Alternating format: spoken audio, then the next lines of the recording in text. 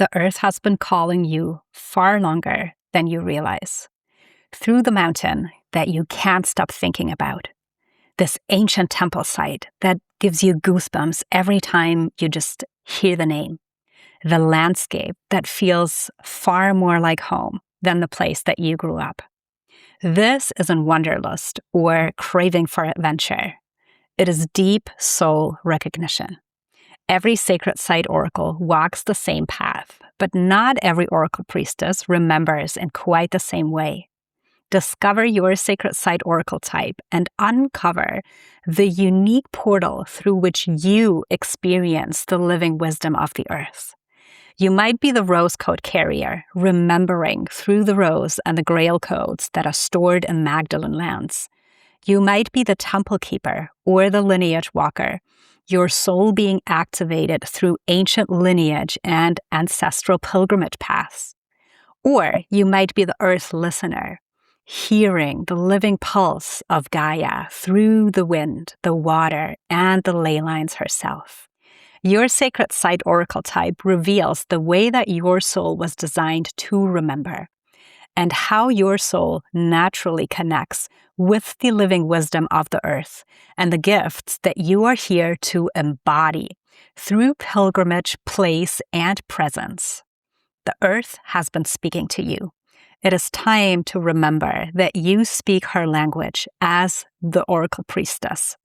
Take the Sacred Site Oracle quiz and discover your threshold into a deeper initiation with the living landscape of Gaia, the sacred sites that are calling you, and become the Sacred Site Oracle that has been encoded within you all along. You can scan the code or find the link below to take the quiz and discover your oracle archetype.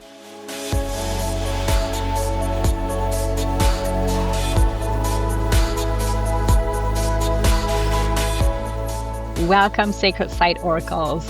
I'm so glad to have you back with us. Stay tuned for a fascinating episode as we are exploring one of the world's oldest living wisdom traditions, one that has shaped entire civilizations and continues to guide people through a profound relationship with time, nature, and consciousness. The Maya Cholq'ij sacred calendar, known as the Cholq'ij, as a living system of ancient wisdom. And my guest today is the wonderful Mariel Witmond. I hope that I pronounced everything right, Mariel. You did. You are many things: a somatic coach, a breathwork facilitator, a movement teacher who guides transformational experience, also retreats rooted in embodiment and nervous system awareness. And your spiritual quest brought you back to your ancestral Mayan roots that we're going to go into later, reconnecting you with the power of nature, plant medicine, and also ancient ritual. I am super grateful that you're here because we are going to be exploring one of the world's oldest living wisdom traditions. And as we already said in our pre-talk, it can be very confusing for people. So so glad to have you as one of those wisdom keepers, and also excited to learn from you and to introduce to our listeners to this beautiful tradition. So welcome to the Sacred Travel Podcast. Thank you so much for having me. Very excited to be here. You know, this is one of the conversations I've been longing to have since I started the podcast. So I'm truly, truly excited that a dear sister friend who connected us, brought us together so we can have this conversation. And I would love to start with your story because you shared that it was actually like the story back to your ancestry and what you found through that reconnection. So tell us a little bit about that. Yeah, so I have a very confused identity in the sense that I was born in Puerto Rico. My mother's Mexican, my father's English, and I grew up all over the world. I've never, up until I went to university, I'd never lived anywhere more than 5 years. So even though I felt English, I'd only lived in England for about 2 years when I was a child. I had an American accent, never lived in Mexico. So that was always a challenge in terms of what my roots are, where I come from. When people ask me, where are you from? It's the worst question you could ask me. Add to that the fact that my mother and I had a very difficult relationship growing up. We did not really get along. I think we really struggled in that mother-daughter sense. And my mother had a difficult relationship with her mother, and I had a difficult relationship with that side of the family. So I really did not relate to being Mexican, even though I always came to Mexico. From an identity standpoint, I always felt much more English. And then fast forward to I was 16 when I left for university. I moved to Italy. And it was at that point that my relationship with my mom started to shift. And what brought us together was actually yoga. We started practicing yoga together. And I think it helped that I was no longer at home. And sadly, when my mother's mother, had just turned 70, she got a brain aneurysm and died. And it was a huge shock. It was difficult for me because I never repaired my relationship with her. I remember I actually think we had a big argument before she passed. And so there were all these wounds that I felt needed repairing, especially in the female lineage, but very much with my relationship to my Mexican heritage. And it wasn't until, believe it or not, about 5 years ago that we left London as a family. We took an 8-month sabbatical and we spent some time in Mexico, that I started to get interested in ancestral wisdom, indigenous wisdom. I started studying shamanism. I had signed up for a training in ancestral wisdom, psychedelic medicine, and psychotherapy, so psychotherapeutic integration. And it was around this time that my mother had, for my birthday, got me a Mayan reading. And so I'll backtrack a little bit. My mother's grandfather was Mayan, and he used to speak to her in Mayan. And she always tells me now, she's like, I wish I had learned it, because she remembers him telling her stories and always speaking to her in Maya. So she got us this reading, me, my brother, my father, and I walk in to meet the man who was doing the reading. And it's just one of those synchronicities, which I feel like is so alive in a lot of indigenous cultures and ancestrally, this idea that things are meant to happen. And he looks at me and says, I have the feeling that you want to know more about this, and I'd love to mentor you. Like we haven't like I literally just said, hi, my name's Mariel. And it was just one of those moments where you're putting out this energy, because I was so eager to just learn. I was reaching out to everyone asking if they could mentor me, and this stranger just sort of looks at me and says, offers me this Here I am. invitation. Here I am. And so that was so my journey with this work. I would say I'm no scholar. I am quite new. It's been about 5 years that I've been really doing a lot of work, especially with readings. But for me, it's been such a beautiful journey into my connection to my ancestral roots. It's been a big journey in healing the female lineage. My relationship with my mother over the years has completely transformed. She's one of my we have a very special relationship, and I feel like I understand why there was so much conflict. It was part of our journey to come back to each other, but also come back to our roots. And I now have a daughter, and that was a big motivation for me to do this work, to do all of the work that I'm doing. And actually, one of the most beautiful things in this year in particular is my daughter's turning 7. I just turned 42, and my mother's turning 70. So we're all finishing a 7-year cycle. Wow. 3 generations. Yeah. And the number 7 has a lot of significance within Mayan cosmology. And I also just turned 42, which in the Mayan sacred calendar, for those of you that are not born on a leap year, your 42nd birthday is the only time in your life since you were born where your Mayan birth sign and your birth date are the same.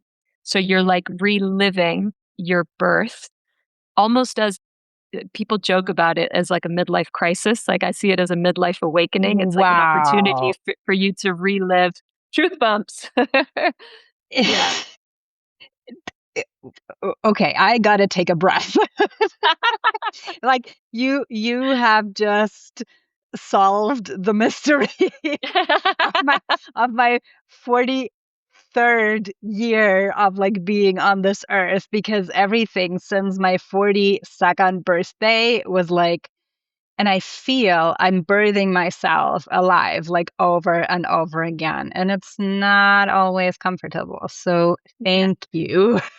Yes. Yeah. And that feeling of discomfort, I mean, whatever it is that you practice or whatever lineage, I think so much of it is teaching us to be with that discomfort, because when you feel the discomfort, you're kind of at the precipice of a new cycle, right? Of something shifting, and that discomfort, rather than be a sign that something's wrong, I actually see it as a sign that something's very right.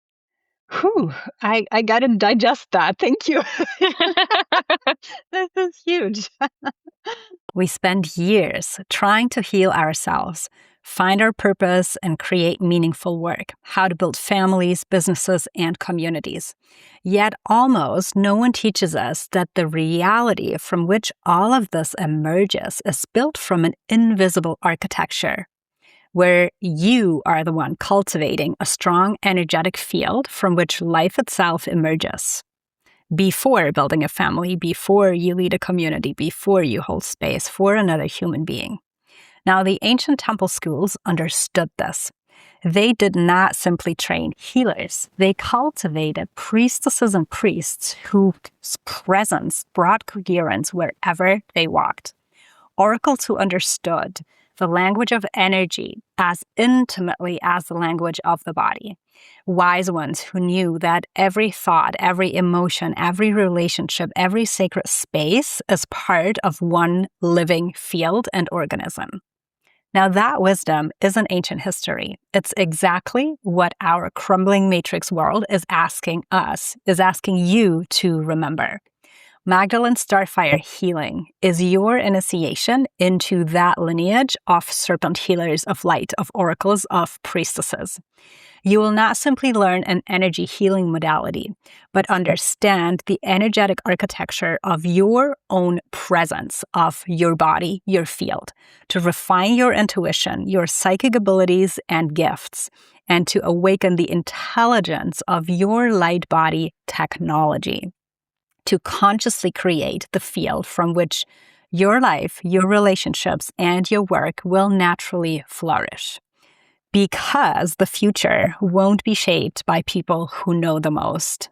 It will be shaped by the ones capable of holding frequency, whose presence brings another back to remember their own divine blueprint and creatrix. You are gifted, and your gifts are not asking for more proof. They're asking to be lived. The temple doors for Magdalene Starfire Healing Level 1 are open now. We begin on the 8th of August for 7 weeks, the initiation into the temple of the white flame of truth and discernment. I would be honored to welcome you into the temple of the Magdalene. Click the link below or scan the code and sign up today. But what a beautiful, story. And, I also feel it just, I talk a lot about like sacred sites being a mirror for everything in life. And everything is the as above, so below, as within, so without. And what you were talking about with this cosmology and the calendar seems to be very similar, because then when you start to track not just your own life, but like the generations and the lineage, it all becomes this deeper, not just understanding, but like embodiment of why we're moving in the way that we're moving with these cycles. Absolutely. I think that's the beautiful thing about the Mayan calendar is they say that it's not fixed, it's alive. And so a lot of what you're working with is time is something to move with, as an opportunity to sort of elevate consciousness, as an opportunity to better understand yourself, to understand others, to understand nature, to understand the whole sort of ecosystem. It's really beautiful. So guide us a little bit into that. What feels more like, a living calendar rather than a fixed calendar that we are operating on. which sometimes Yeah. feels so constricting. And you also shared with me that one of the common misconceptions is actually that people think that there's only one Mayan calendar. Yes. So Yeah. maybe So let's go into, or can you explain the one that you were trained in and how the markers that we are looking at in this living calendar system? yeah. So I'll try to simplify this. I think we were sort of laughing that it's not very straightforward, and there's a lot of different calendars. I think that is one of the biggest misconceptions is that there's just this one calendar, and so the Cholq'ij or the Tzolkin, which is the calendar that I work with, it's a sacred 260-day calendar that is still used by Maya spiritual guides today. And this calendar is very much understanding the energies. So your personal energies, but also, yeah, the energies of nature. And it's not similar to our calendar in the sense of like what day is it, but it's more what is this day for? What can this Mm, day teach me about myself, about my understanding of this life, about my it's relational, right? I love It's that. understanding, yeah, how if everything is energy, if everything is frequency, then what frequency am I working with today? So that's the Cholq'ij calendar. It's known as the sacred calendar, sort of the calendar for the people's calendar. Then there's the hub, which is a 365-day solar calendar. So similar to ours, the difference being that it is based on 360 days and then 5 days of what they call Wayeb, which is similar. We had spoken about Jose Arguelles of like the day. I can't remember what it's called, but sort of like the day out of time, Day out of time. day out of town. So the Wayeb is 5 days that are technically out of time, but they're five reflective days. And then you've got the 360-day calendar. All of it together is 365 days. Then you've got the calendar round, which is every 52 Hab years. So yeah, if I understand it, every 52 Hab years, the solar calendar and the sacred calendar align. And that's why in a lot of indigenous cultures, 52 is considered the age of becoming an elder. It's when you become the crone, for example. It's when we become the wise because we have sort of finished a full cycle. And that 52 is a very symbolic number, very symbolic cycle.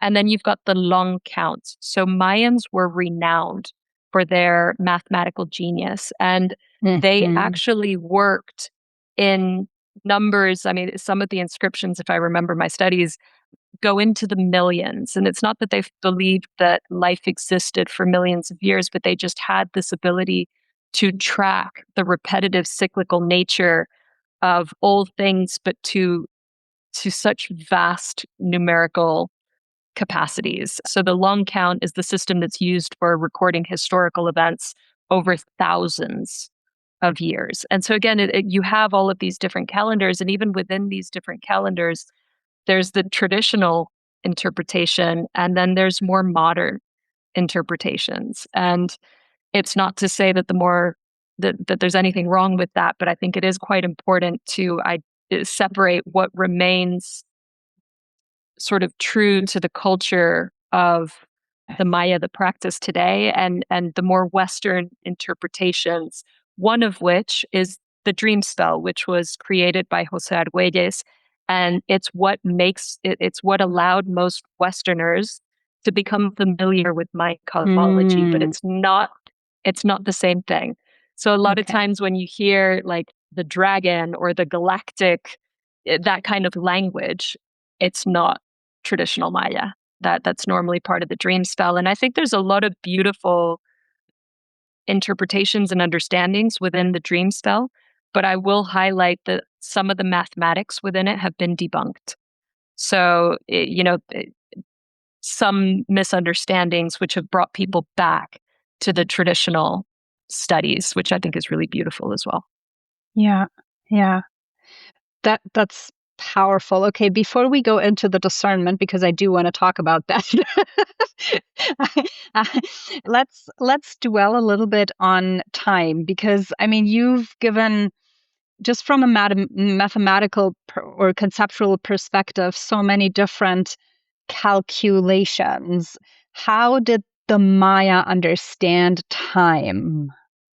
It's a really good question. And this is going to be more of my interpretation, but the way that I understand that they saw time, especially so with the Cholq'ij, I would say that they saw, again, time as something living, something that we interact with, something that helps us understand how we, for example, how we interact with nature. What are the good days to have ceremonies? What are the good days to be honoring certain things?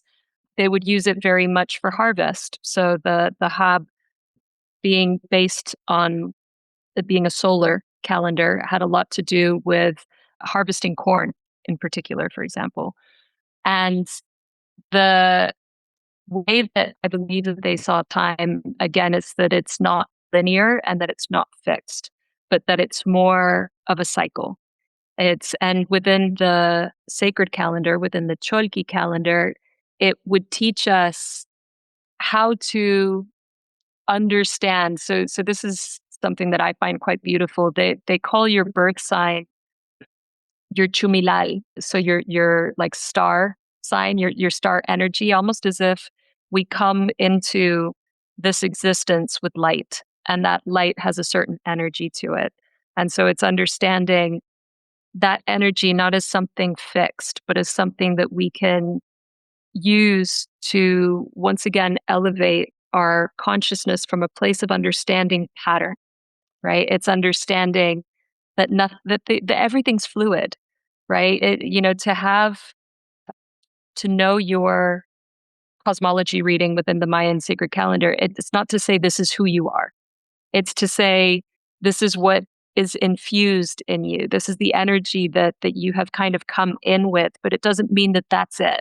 It means that you now have the opportunity to interpret that and to understand what resonates and what, are your strengths and your potential weaknesses based on that light that you carry.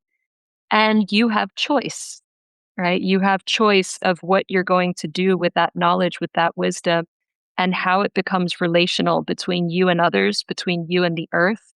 And they believe, just like time is alive, everything's alive, right? The mountains, the rivers, the caves, the everything. And looking at it through a modern lens of physics, like everything's energy.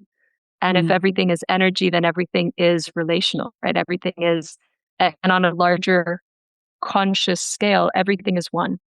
So it's how do we understand, how we interact with everything around us. And you asked to explain the calendar, and I went through all of them, but I'll give a quick breakdown of the sacred calendar. So the sacred calendar within those 260 days, it's comprised of 20 archetypes, you could call them 20 energies, and 13 numerical days.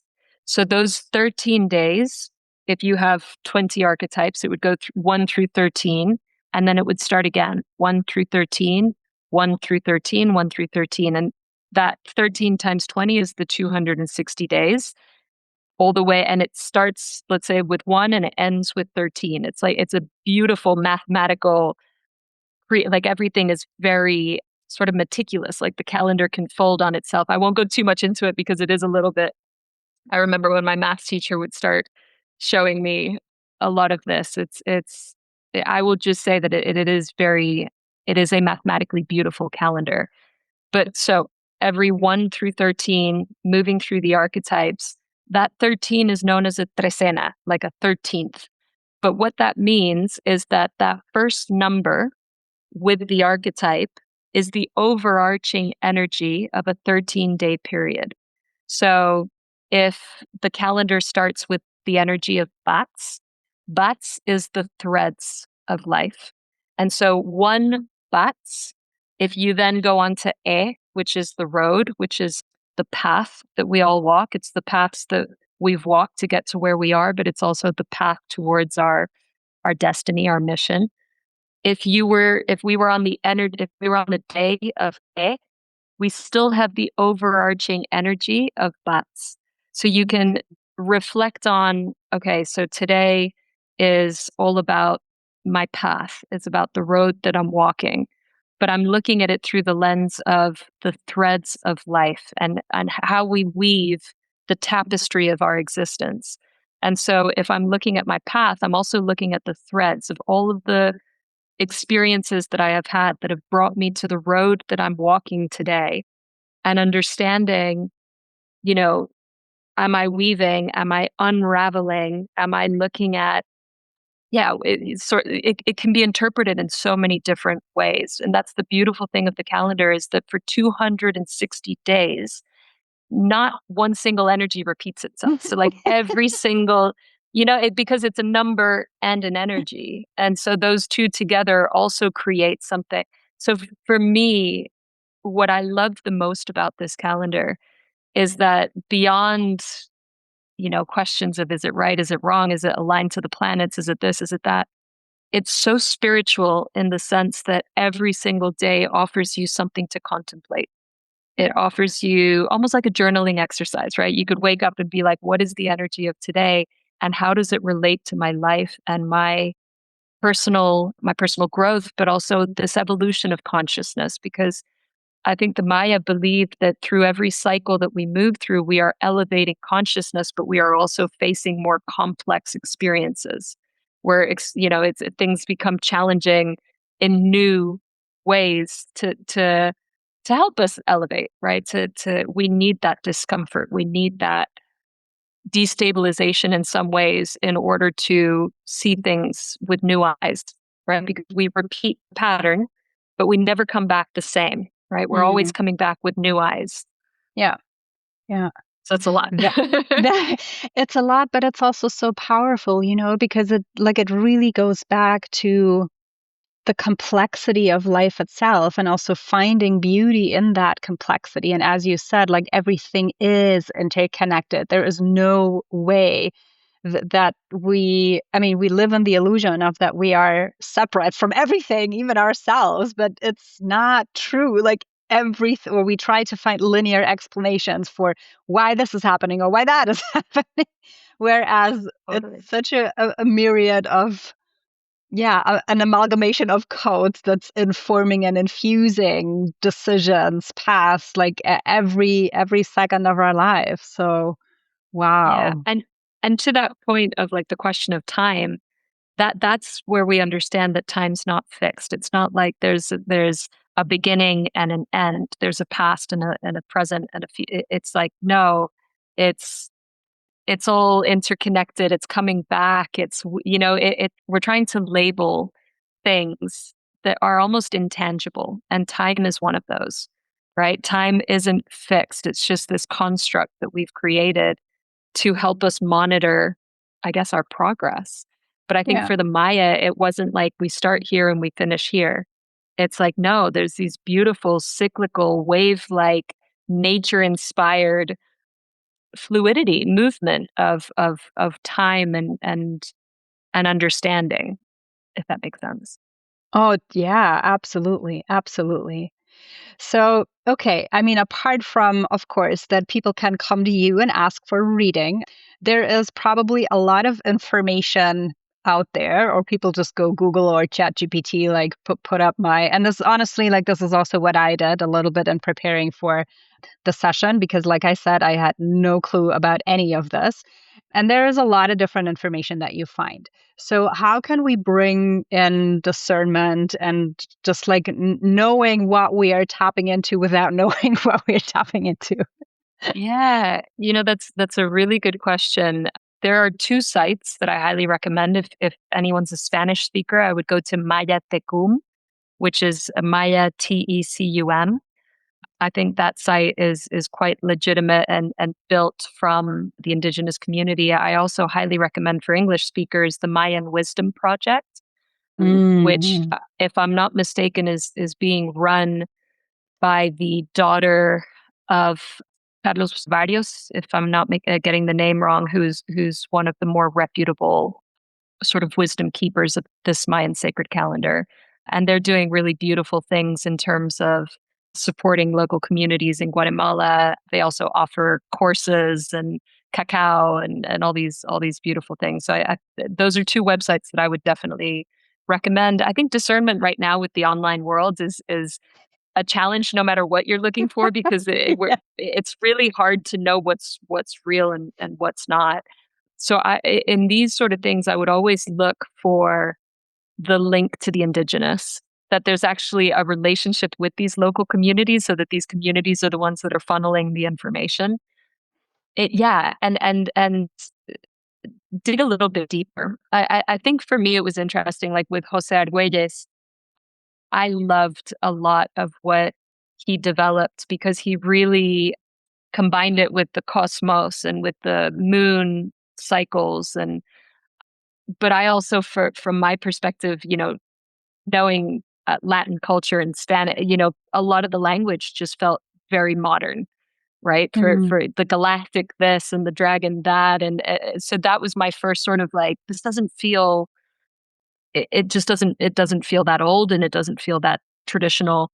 And so I did a little more digging and research, but it also, I was very fortunate to meet someone that was able to answer these questions for me in terms of. And here's something else that I will say from the reason I came into this work. So I've been a coach for over a decade. I've been working in psychotherapy. A lot of the work that I do is about helping people come home to themselves, about helping us come back to our essence. And I love this work because it's so deeply based on that, on giving you the tools to help you better understand yourself. There's so much out there. And I had someone ask me once, because he's like, I don't believe in astrology. I don't think it's like factual. I'm a big believer that when you put a certain energy out, when you are searching for something, the answers that you're looking for will come in. Right. And so maybe you'll be misguided. Maybe you'll go somewhere that is the wrong path. But I don't think those are accidents. I don't think those are Yeah. mistakes. I think that wrong path will then take you to the right path that will help you understand why we need to get things wrong. That's how we learn. And so for anyone that's really interested in understanding more about Mayan heritage, I think there's a lot out there. I was on a cruise 2 weeks ago, and somebody was telling me about this incredible 13 moon training that she was doing. And I was like, oh my gosh, tell me about it, because I'm so curious. And I'm also not the kind of person that gets very fixated on it has to be one way. And I think the Maya believed that too. I don't I'm going to go on a bit of a tangent here, and you can stop me if it doesn't feel relevant. But there's a lot around cultural appropriation, and I think it's Hmm. so important to really honor the roots of what it is that Yeah. we are studying and practicing. And I believe that within culture, it is innate that we continuously add on, right? That it's not this fixed thing, because then it becomes dogmatic. And I think dogmatic is dangerous. I think we're always evolving. And that's what I think the Maya were trying to teach us, is that there's this constant evolution. There's this constant movement through time that's not fixed. And so I love modern interpretations of anything, right? I love to understand new ways of seeing things, in the same way as a somatic coach, as a movement teacher. I love new ways of finding how you move your body, right? Because we're so linear. And so when someone's like, oh no, start going circular, I'm like, oh yes, I love it. Like something different, and it doesn't have to have structure. But I come from yogic roots, right? So people would be like, that's not yoga. And I honor that. I think, don't call it Mayan cosmology with Jose Argüelles, for example, if it's not traditional Maya. Call it something else. And he Mm. did. He called it the dream spell, which fair enough. Okay. So yes, that's my off tangent comment. I don't think it is, not at all, because the as you say, like there is a lineage, and there's a legacy that these lineages and indigenous lineages are bringing forward, and at the same time, I think why a lot of people connect, also like Westerners connect with it, because there are fractals in it that we need translated into our modern day lives. So there's this element of preserving this ancient wisdom, while at the same time it needs, translation is the word that comes into, well, what do I actually do with that in my life? Absolutely. And I think you worded this beautifully at the beginning. It's about remembering, right? Whatever helps us remember. And I don't think that there's any one fixed path to that remembrance. And so everything that we consider, everything that we hold sacred is bringing us back to the divinity within, that is really reminding us of a universal truth that has so many different interpretations, which I think is really beautiful, however you get there. Yeah. I want to touch on, you spoke about, I think you named it essence. And from what you shared and my very small research that I did, I do really sense and feel that when we immerse ourselves into this wisdom, like birth becomes something completely, like I saw it through a new lens. It's almost like a sacred agreement with the tapestry of the universe and life, that we like allow ourselves to move into this experience on earth. And so I'd be curious how, through a birth chart reading, or maybe it's not even called that way, you tell me, how can we understand our blueprint better and move through life more in tune and in alignment, rather than pushing against what's not meant for us. Yeah. So and I do call them birth chart readings. And so the Maya had something that I was taught is called the Mayan cross. And within that cross, you have your conception energy. So the energy that you were made, let's say, with, then your birth energy. So the energy that you came into this existence with, and then your destiny mission energy. So the energy of a potential path, right? A potential future. And then you've got the material energy, the energy of your material world, and the energy of your spiritual world, which are seen in reflection. So this is going to sound a bit confusing, but the chart would have the material on the left, the spiritual on the right. But when you actually interpret them, they're seen reversed. So the spiritual's on the left, the material's on the right. And what that cross is, the value in it, or what I think it helps us understand. And what I do is I actually go into the mathematics of it, which allows you to go much deeper in terms of interpretation. You kind of look at the low energy or the high energy from a numerical standpoint of your cross.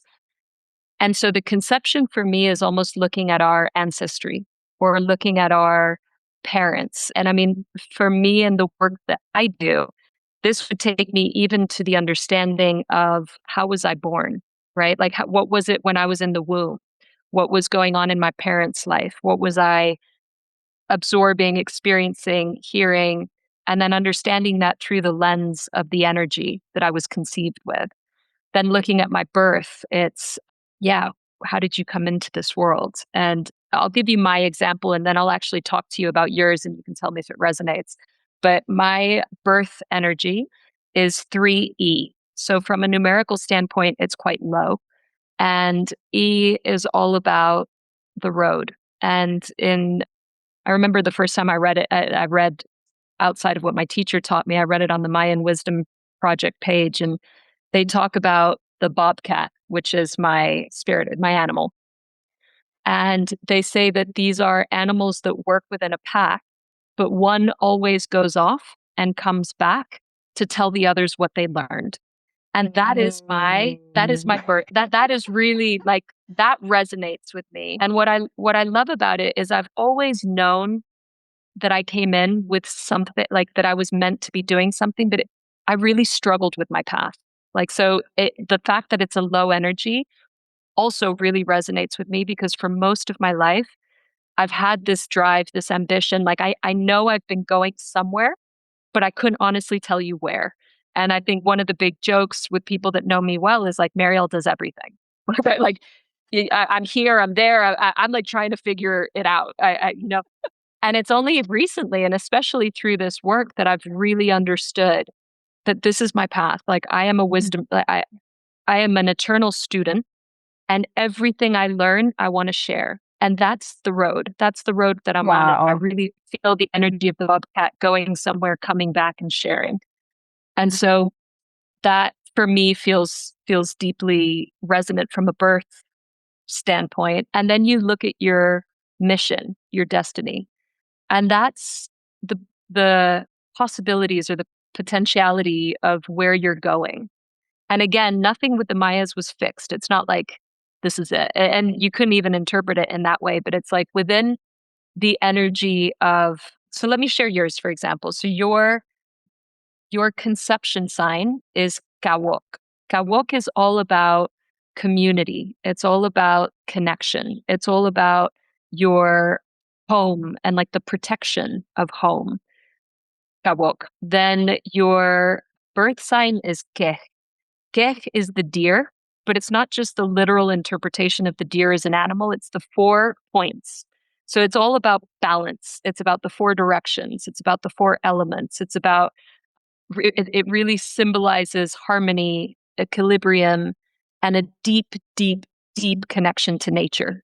So this deep understanding of this interconnectedness of life, that is your birth energy. And actually, Keh is usually a sign that a day sign that's used for ceremonies because of its connection to nature. Because it, like honoring the 4 directions or asking for permission to the land or whatever it might be. Then your mission destiny sign is Sikin. Sikin is always represented by like the eagle. It's the bird's eye view. It's if you were looking at your future, don't look at it through the lens of, the micro. It's how can you pull back and look at it through the lens of the macro, right? It's like, how can you maybe and again, this is the beauty of it. It's interpretive, but how could you take everything that you know on such a deep level and then pull yourself completely away from it and maybe see it from a whole new lens, right? And I think the beautiful thing is, once again, we're not looking at a fixed mindset but a growth mindset. It's like I could know everything and then allow myself to let it go and pull myself back and see it from completely new eyes. And so those would be the linear part of the cross. Then your material side is Imoch. Imoch is water. It's the fountain of life. And so it's maybe looking at what water means to you in a material sense, right? Are you can you be fluid with materialism? Non-attached, maybe, right? Maybe it talks about detachment to the material world. And then on the spiritual side, you have Ah, which is probably in my mind one of the more spiritual signs, which is all about the divinity within. Ah is all about, once again, it talks a lot about protection, about family, about home, but through the lens of spirituality. So on a very basic level, and I know it doesn't sound that basic, but that's your cross. Now, what I do is mathematically, I add the numbers to it. And within the numbers, you also have guide energies. So for example, with me in 3E, because my energy is low, I would look to the guide energy to try to understand how I can elevate that consciousness, that whatever weakness I might have in my birth sign. So it goes quite deep. And it also looks at, in the way that I do it, the weakness or strength of your past, present, future, and your conception, birth, destiny to try to understand what's holding you back, right? Is something ancestrally holding you back? Is something in how you came into this world holding you back?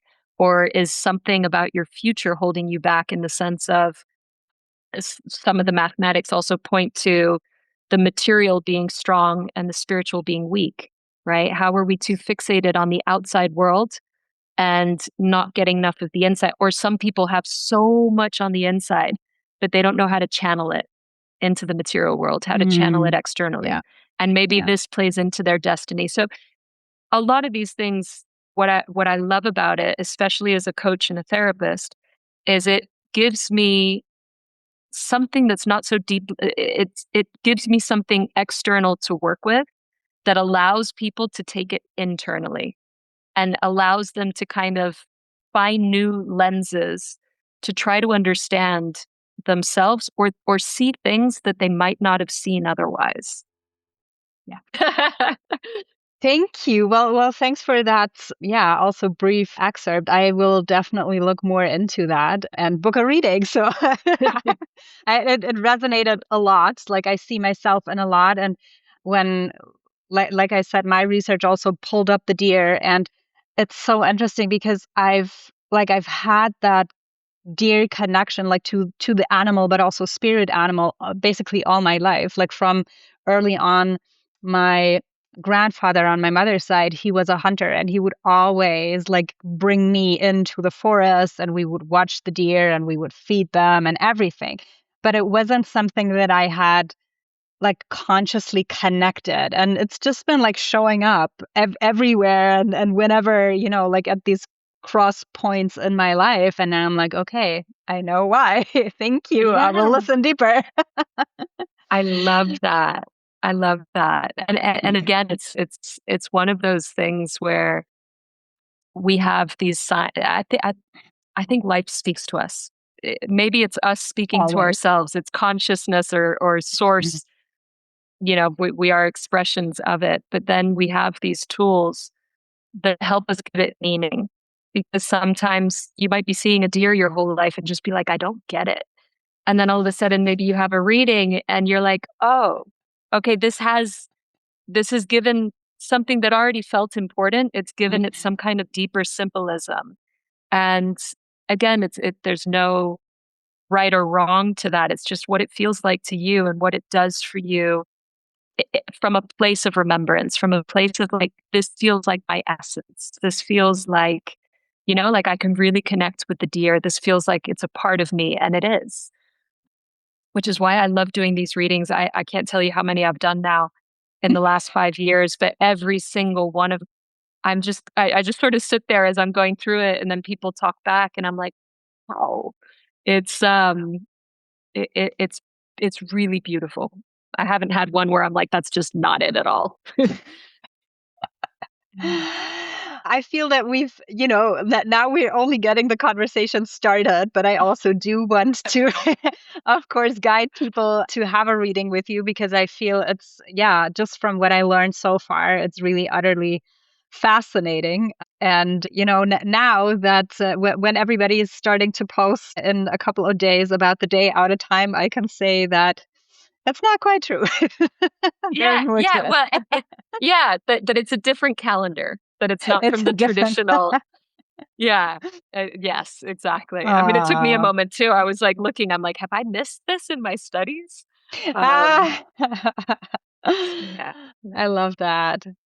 Is there anything else that you would like to share about, yeah, something that we haven't touched on that you feel that is important to mention with regards to the sacred calendar? No, I think there's so much more that you can go into. And actually, I have a free webinar on my website, which if you want, I'll send you the link and you can share it, where I talk a little bit Yes, more please. about the calendar, and it's a little more visual, so you can kind of get a deeper sense of what we've been talking about. Because when you hear a lot of these words being a different language as well, it can be quite confusing. But I did a beautiful webinar that is like an introduction into the Mayan sacred calendar. And I think it's just, with the Cholq'ij calendar, it's not exactly astrology, because unlike Western astrology, it's not based on the position of planets at the moment that we were born. It's much more about the quality of the day and the repeating of a sacred cycle. So it's much more about how we participate in the rhythm of life rather than a certain, not to say that it's not related to, so that they're still trying to understand so much about this calendar, but the Mayan civilization as a whole, and a lot of the work that they did. But it's interesting because I think the calendars were less obviously that there's a lot around Venus cycles, solar cycles, the 260-day. They try to understand why it's 260 days. And they believe that it was loosely linked to the gestation period of a human. So 9 months, as a woman who's had two children, you know that it's more than 9 months, but the rough understanding of like, this is about the human evolution. The number 13 being a deeply spiritual number for the Maya, because it also represents the 13 levels of heaven, but it's also 13 joints in the human body. The number 20 represents our fingers and our toes, it is said. So it's a very embodied calendar. It's very much about this rather than sort of more the cosmos, even though it is cosmologically developed and based. And what I've come to understand with the Maya is that it had a lot more. They used the cosmos in their construction of temples, so that's where they used a lot of the alignment, I'm right? not surprised. Yeah, and that's incredibly powerful and beautiful. And this is like, I mean, these are like people can spend their whole education trying to understand a lot of these interpretations. And so I come in humbly as someone who is still learning and who does this work from a place of, deep love for the human journey and our relationship with the world around us. And I don't want to come in with any sort of, I will repeat that I'm not a scholar, but for people that are interested in this work, I just think it's so beautiful. And I think we're living in a time where we are being drawn back to the ancestral, because I think we've come so far away from, we're so disconnected from our bodies. We're so disconnected from each other. There's so much technology that makes us feel interconnected, but it's a very false sense of interconnectedness. And so I really feel like this is a time that is drawing us back to the ancestral wisdom that lives inside of us. And so none of this is really new in many, none of this is, I think so much of what we are learning and what we're being called back to lives within all of us. And whether you find it through Mayan cosmology, Western astrology, Chinese whatever it is that speaks to you, I think it's all different languages pointing us back to the same place. And yeah, this is just one tool that I feel very passionate about. And if people are interested in learning more, they're welcome to reach out to me to have a reading, and definitely look to some of these sites that are dedicated to the teachings of the Maya culture and yeah, ancestral wisdom. So cool. We're going to be putting all the resources down in the show notes. So definitely the two sites that you mentioned and the free webinar on the Mayan cosmology. And, it's just so fascinating because I would really honor and reiterate what you said about it's all pointing back to the same thing. So in your case, it's like the body is the map, the body is the calendar, and the calendar is the body. And in many, like in all the temple landscapes researches that I did, there is the same pattern that we find. It's the mirror of the body and consciousness flowing through the body. So yeah, it's different maps all pointing to one and the same. Totally. And how beautiful that we have, because no one body is the same. So we all need different things that draw us in, that resonate, that feel, and to honor that uniqueness, right? How beautiful that we're all the same and yet different. And so we have all these tools that, give us the opportunity to pick and choose what feels right and brings us to that point of understanding and remembrance. Yeah. It gets me very excited.